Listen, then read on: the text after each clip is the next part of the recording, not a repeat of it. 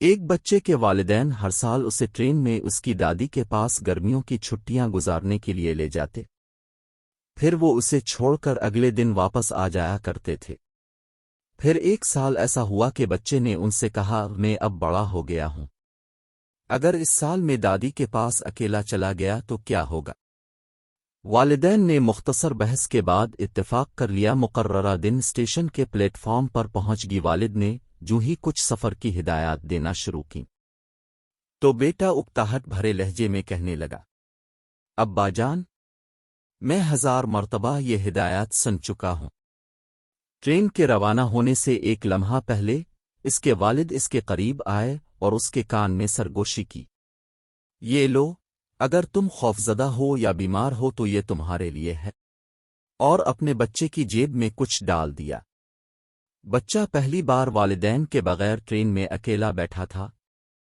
وہ کھڑکی سے زمین کی خوبصورتی کو دیکھتا رہا اور اپنے ارد گرد اٹھنے والے اجنبیوں کا شور سنتا رہا، کبھی اپنی سیٹ سے اٹھ کر کیبن سے باہر نکلتا تو کبھی اندر چلا جاتا، یہاں تک کہ ٹرین کے ٹی ٹی نے بھی حیرانگی کا اظہار کیا اور اس سے بغیر کسی ساتھی کے اکیلے سفر کے بارے سوال کیا۔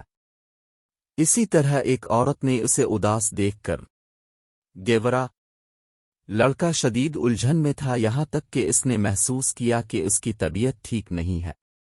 پھر وہ خوفزدہ ہو گیا، یہاں تک کہ وہ اپنی کرسی پر سے گر گیا اور اس کی آنکھیں آنسوؤں سے بھر گئیں۔ اس لمحے اسے اپنے باپ کی سرگوشی یاد آئی کہ فلاں لمحے اس نے میری جیب میں کچھ ڈالا تھا۔ اس نے کانپتے ہوئے ہاتھ سے جیب میں تلاش کیا تو چھوٹا سا کاغذ ملا۔ اس نے اسے کھولا تو لکھا تھا، بیٹا، میں ٹرین کے آخری ڈبے میں ہوں۔